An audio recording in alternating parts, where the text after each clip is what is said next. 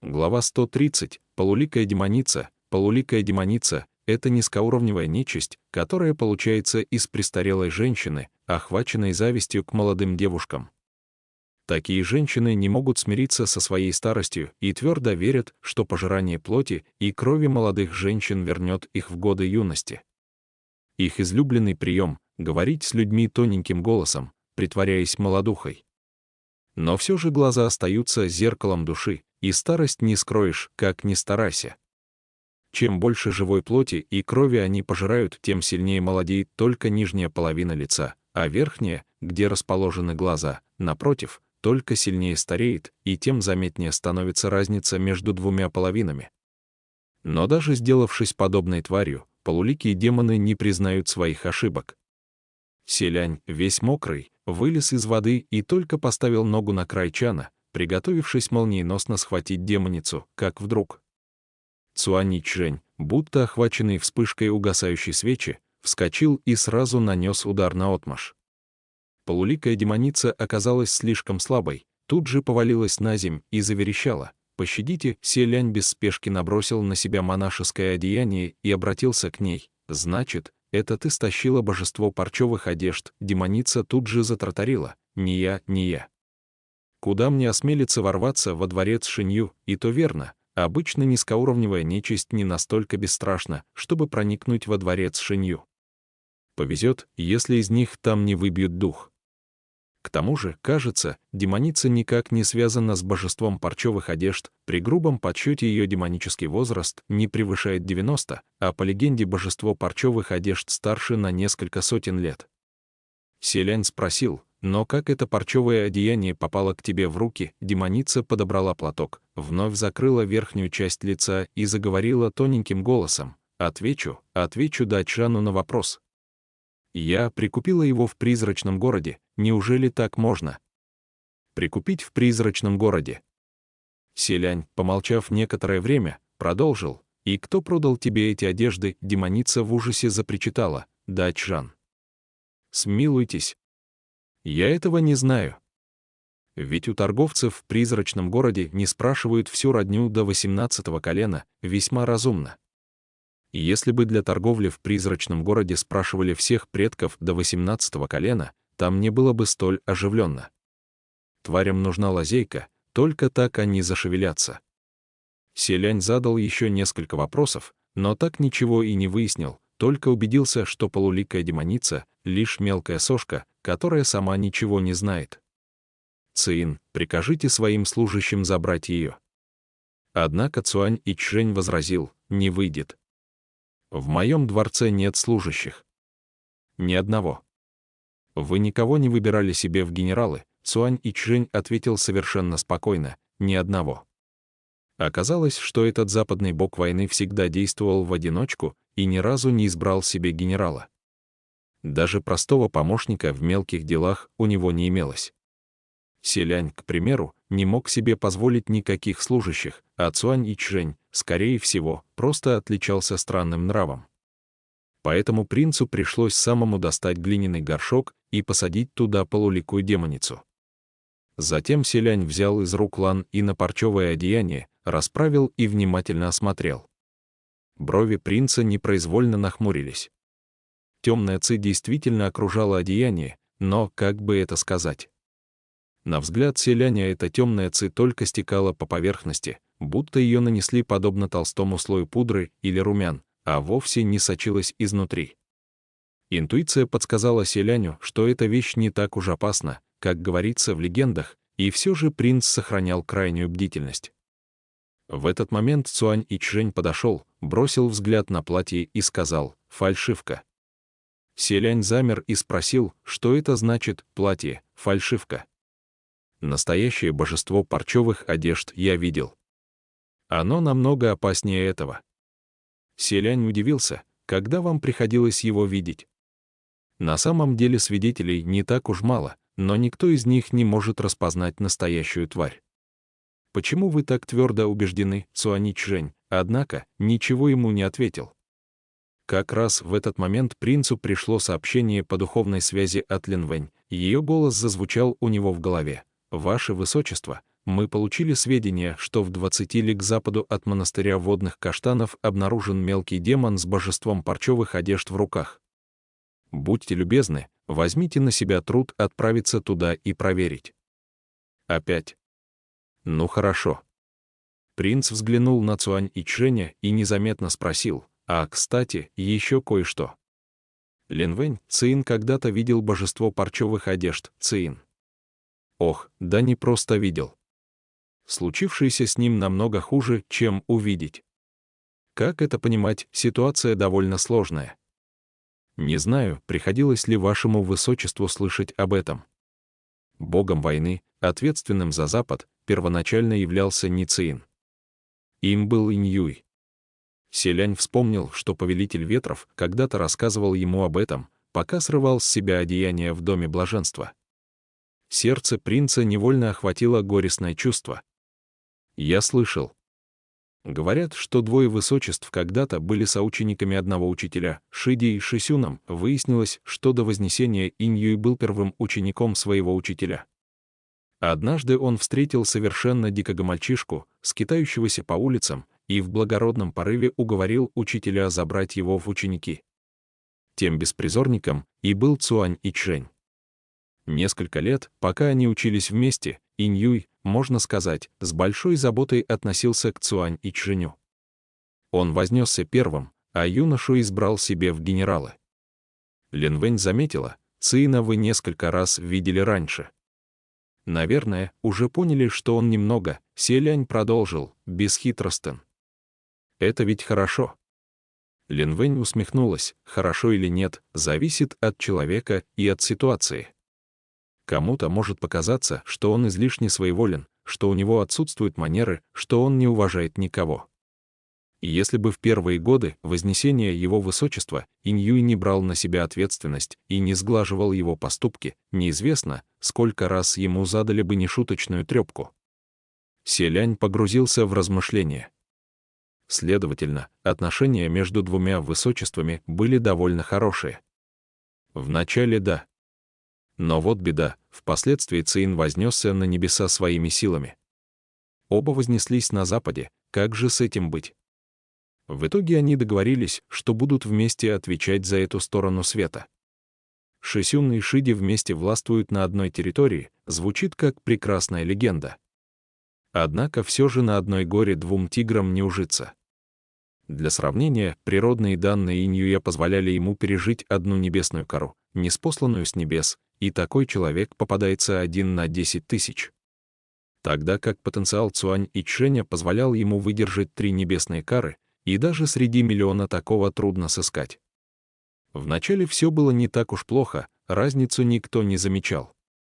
Но чем дальше, тем ощутимее становилась пропасть между ними. Цюань Ичжэнь ничего не смыслил в отношениях между людьми, не умел сближаться с бессмертными коллегами, а также не прикладывал никаких усилий, чтобы заиметь последователей. Напротив, он не запомнил ни одного имени из списка других небесных чиновников, кроме самого Инь-Юя, да еще имел смелость избивать собственных последователей и посылал их поесть дерьма. Иными словами, творил, что хотел, выходя при этом за все общепринятые рамки. Однако при этом границы его владений расширялись, последователи множились. На его фоне Инь-Юй заметно побледнел, и в конечном итоге его положение оказалось под угрозой. На каждый день рождения Шисюн и Шиди дарили друг другу подарки. И однажды Инь-Юй преподнес Цюань Ичжэню сверкающий величием доспех. Селянь спросил: «Божество парчевых одежд?» Линвэнь ответила: «Именно. Кроме того, что божество парчевых одежд способно пить кровь и тем самым убивать жертву, у нее есть необыкновенное свойство: тот, кому подарят одежду, будет во всем повиноваться тому, кто ее подарил». А поскольку отношения между Шисюном и Шиди всегда были неплохие, Цюань Ичжэнь без раздумий надел на себя доспех. Вскоре Инь-Юй, с виду ненамеренно, подшутил над своим Шиди, и Цюань Ичжэнь попал под воздействие божества парчевых одежд, в наваждении делал то, что ему велели. К счастью, Цзюнь-У заподозрил неладное и своевременно взял ситуацию под контроль. А иначе Цюань Ичжэнь мог отрезать сам себе голову и начать играть ею как кожаным мечом. Линвэнь подытожила: Поэтому скандал, послуживший немалым потрясением для всех, вышел серьезный. И поскольку Иньюй, будучи в статусе небесного чина, нанес вред своим же коллегам, разумеется, его сразу же низвергли. По логике вещей, после инцидента отношения между двумя небожителями должны были испортиться. Но тут Селянь вспомнил комедийную пьесу, которую на пиршестве в честь середины осени показали последователи дворца Цина. Шут, что всячески кривлялся за спиной Цуань Ичжэня, видимо, изображал Иньюя. И тогда Цуань Ичжэнь пришел в неописуемую ярость, даже спрыгнул в мир людей, чтобы задать трёпку своим последователям. Мне показалось, что Цин все еще относится к своему Шисюну с большим почтением. Возможно, между ними произошло какое-то недоразумение, это мне неизвестно.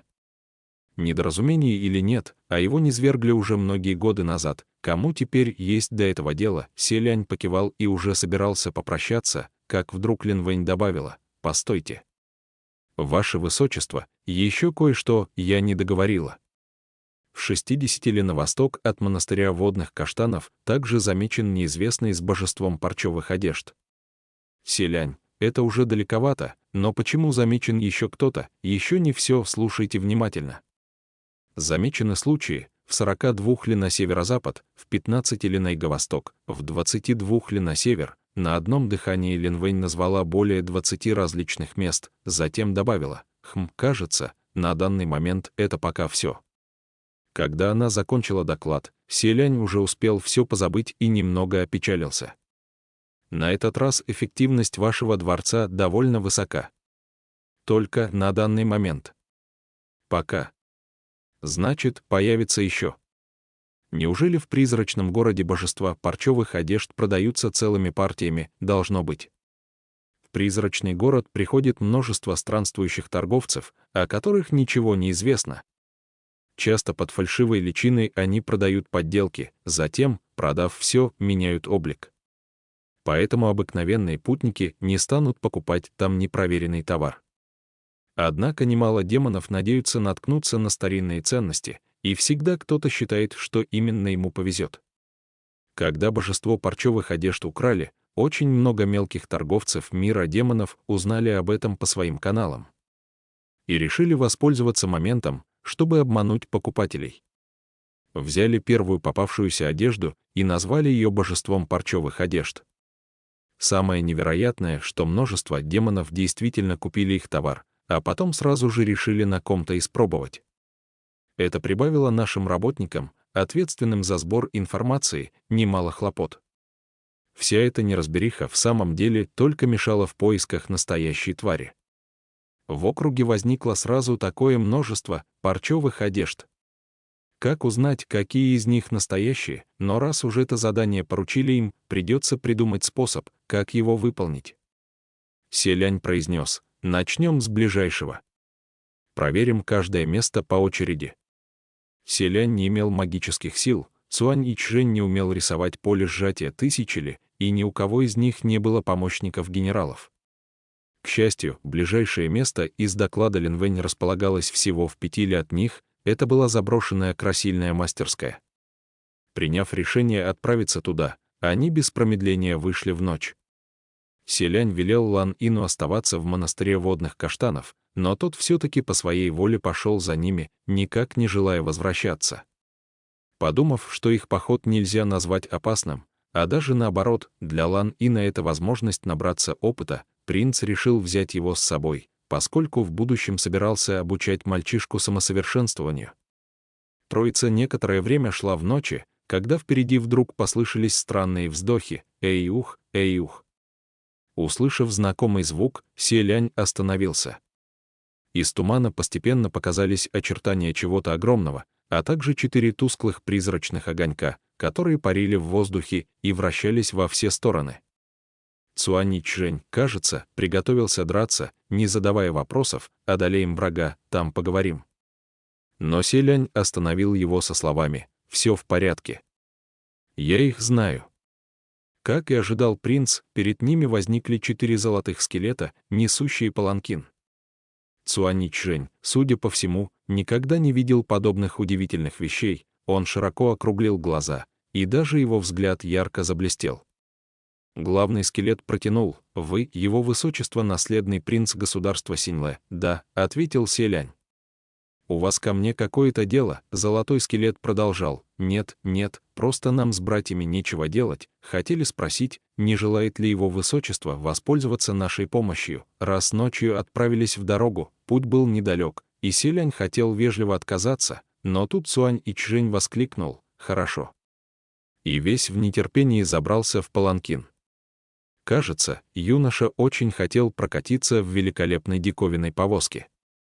Селянь, не зная, как реагировать, решил забраться внутрь и вытащить Цуань Ичжэнь оттуда, но тут паланкин сам собой накренился и выбросил юношу на дорогу. Селянь тоже покачнулся, однако его поддержала чья-то рука. С губ сорвалось: «Сань», но, обернувшись, принц увидел, что Лан Ин в какой-то момент тоже оказался в паланкине и теперь крепко держал его за плечо. Юноша молчал и черными, как ночь, глазами смотрел на принца. Скелеты поспешно подняли паланкин. 8 ног двигались подобно 4 колесам ветра и огня, они ровно несли паланкин на огромной скорости и по дороге выкрикивали: «Разойдитесь, разойдитесь! Не стойте на пути, не стойте на пути!» Цуань Ичжэнь, которого безжалостно выкинули на землю, перевернулся и вскочил на ноги.